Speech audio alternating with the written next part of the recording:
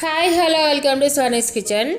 ఈరోజు మన కిచెన్లో ఎంతో టేస్టీగా ఉండే చెక్కలు ప్రిపేర్ చేయబోతున్నానండి. ఈ టిప్స్ అండ్ ట్రిక్స్ ఒకసారి చెక్కలు ప్రిపేర్ చేశారంటే చాలా పర్ఫెక్ట్గా చాలా టేస్టీగా వస్తాయండి. కొత్తగా ట్రై చేసే వాళ్ళు కూడా చాలా ఈజీగా ట్రై చేయొచ్చు. ఈ సంక్రాంతికి ఒకసారి ఈ విధంగా మీ ఇంట్లో పిండి వంటలు ట్రై చేసి చూడండి. చాలా అంటే చాలా చక్కగా వస్తాయి. మనకి సంక్రాంతి అంటేనే పిండి వంటలు కదండి. ఈ విధంగా చేసి మీ పిల్లలకి పెట్టండి, చాలా అంటే చాలా ఇష్టంగా తింటారు. ఇప్పుడు ఈ వీడియోలో ఈ చెక్కలు ఏ విధంగా ప్రిపేర్ చేసుకోవాలో చూద్దాం.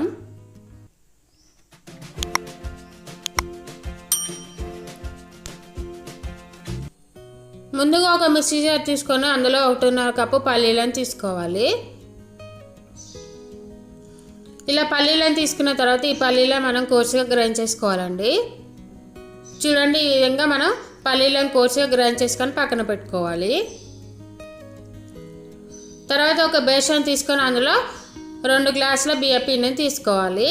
మనం ఈ బియ్య పిండి మనం మిల్లులో పట్టిస్తాం కదండి, అందులో చెత్త చెదారం లాంటివి వస్తూ ఉంటాయి. కాబట్టి ఒకసారి మనం ఈ విధంగా పిండిని జల్లించుకోవాలి.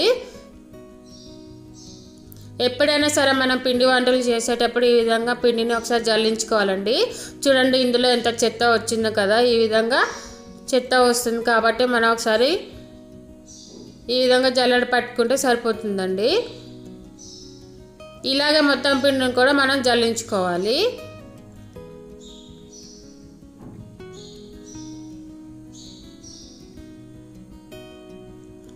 ఈ విధంగా ఇందులో చెత్త అది వస్తూ ఉంటుంది కదండి.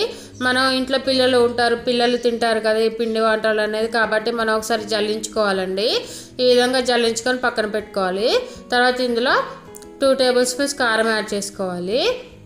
మీరు కావాలి అంటే పచ్చి కారం కూడా యాడ్ చేసుకోవచ్చండి.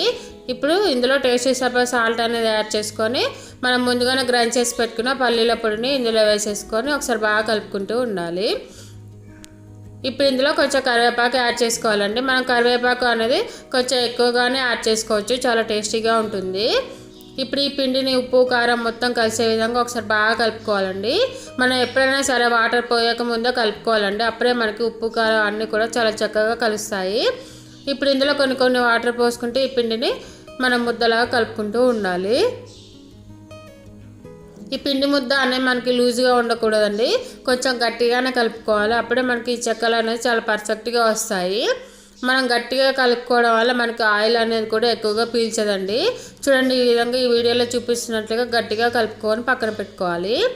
ఇప్పుడు ఈ ఉండని కొంచెంగా తీసుకుంటూ మనం చిన్న ఉండల్లాగా ప్రిపేర్ చేసుకోవాలండి. నేను ఇదే పిండిలో వాము, జీలకర్ర, కొన్ని సగ్గుబియ్యం వేసి పట్టించానండి. ఇలా వాము వేయడం వల్ల మనకి చిన్నపిల్లలు తిన్నప్పుడు కూడా కడుపులో నొప్పి ఏం రాకుండా ఉంటుంది. కాబట్టి ఎప్పుడైనా సరే పిండి పట్టించేటప్పుడు అందులో వాము, జీలకర్ర ఇవన్నీ వేసి పట్టించండి, మనకి చాలా బాగుంటుంది. చూడండి, ఈ పిండిని ఈ విధంగా చిన్న ఉండల్లాగా చేసుకుంటూ ఉండాలి. మనకి చెక్కలు ఎంత సరిపోతాయో దానికి తగినట్లుగా ఈ విధంగా చిన్న ఉండల్లాగా చేసుకుంటూ ఉండాలి.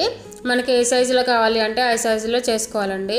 చూడండి, ఈ విధంగా ఒక పూరీలు చేసుకున్న మిషన్ని తీసుకొని దానిపైన ఈ విధంగా ఆయిల్ కవర్ కానీ, లేదంటే ఈ విధంగా కవర్ కానీ, బటర్ కవర్ కానీ వేసుకోవాలండి. లేదంటే పాల కవర్ మీద కూడా చేసుకోవచ్చండి. ఈ విధంగా కవర్ వేసుకొని దానికి ఆయిల్ రాసుకొని ఈ విధంగా ఒక ఉండని తీసుకొని మనం ప్రెస్ చేసుకుంటూ ఉండాలి. చూడండి, ఈ మిషన్ ఈ విధంగా ప్రెస్ చేసుకుంటూ ఉన్నట్లయితే మనకి చెక్కలు అనేది ప్రిపేర్ అయిపోతాయండి. మనకి ఎంత పలుచగా కావాలి, ఎంత పెద్దగా కావాలి అనేది చూసుకుంటూ మనం ఈ విధంగా ప్రెస్ చేసుకుంటూ ఉండాలండి.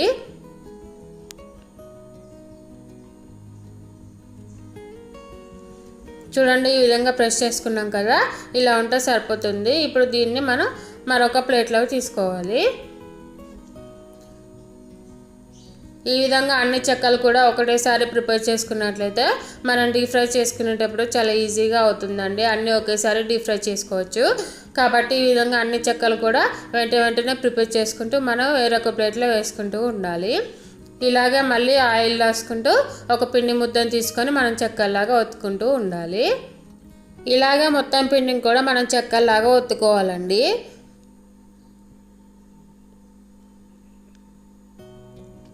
చూడండి, ఈ విధంగా మనం పిండిని గట్టిగా కలుపుకున్నట్లయితే మనకి ఈజీగా వచ్చేస్తాయండి.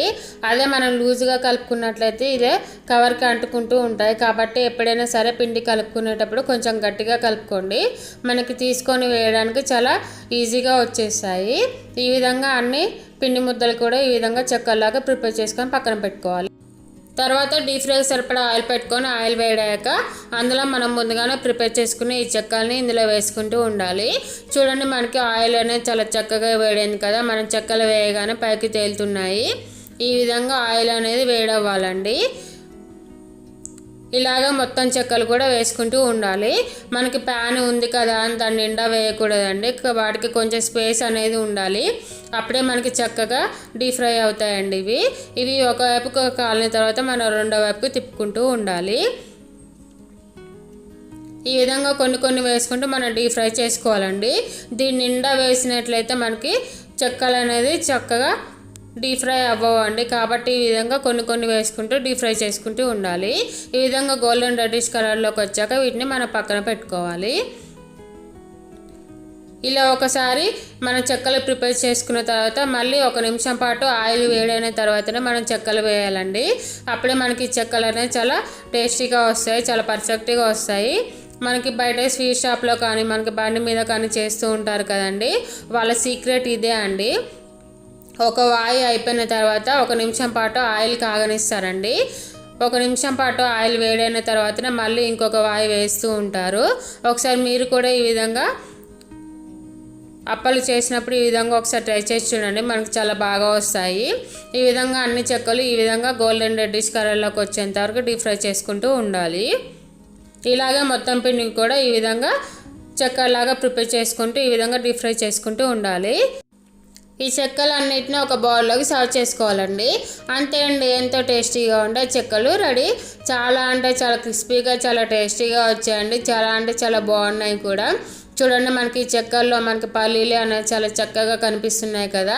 ఈ విధంగా కనిపించాలండి. ఇందులో మీరు కావాలంటే శనగపప్పులు నువ్వులు కూడా వేసుకోవచ్చండి, చాలా టేస్టీగా ఉంటాయి. చూడండి, మనకి చాలా అంటే చాలా క్రిస్పీగా వచ్చింది. చూస్తేనే తెలిసిపోతుంది కదా ఎంత బాగా వచ్చిందో. మీరు కూడా ఈ సంక్రాంతికి ఒకసారి ఈ రెసిపీని ట్రై చేసి చూడండి. మీకు ఏ విధంగా వచ్చింది ఏంటి అనేది నాకు కామెంట్ సెక్షన్లో కామెంట్ చేయడం అస్సలు మర్చిపోద్దండి. మీ ఫ్రెండ్స్కి మీ ఫ్యామిలీ మెంబర్స్కి షేర్ చేయండి. మనం బయట స్వీట్ షాప్లో నుంచి తెచ్చి మన పిల్లలకి పెట్టడం కంటే ఈ విధంగా ఒకసారి మన ఇంట్లోనే కాసేపు కూర్చొని చేసుకున్నట్లయితే మనకి చాలా ఈజీగా ప్రిపేర్ చేసుకోవచ్చండి. మన హెల్త్ కూడా చాలా మంచిది. కాబట్టి మీ పిల్లలకి ఈ విధంగా బయట నుంచి తేవడం కాకుండా ఈ విధంగా ఒకసారి ఇంట్లో ట్రై చేసి పెట్టండి. చాలా అంటే చాలా చక్కగా వస్తాయి. హెల్త్ కూడా చాలా మంచిది కదా. ఈ వీడియో కంటే ముందుగా మన ఛానల్లో కజ్జికాయలు వీడియో పెట్టానండి, ఒకసారి వెళ్ళి చెక్ చేయండి. ఫుల్ వీడియో డిస్క్రిప్షన్లో ఇస్తాను, ఒకసారి వెళ్ళి చెక్ చేయండి. ఈ వీడియో మీకు నచ్చినట్లయితే లైక్ చేయండి, షేర్ చేయండి, కామెంట్ చేయండి, సబ్స్క్రైబ్ చేయండి. Thank you for watching. Bye.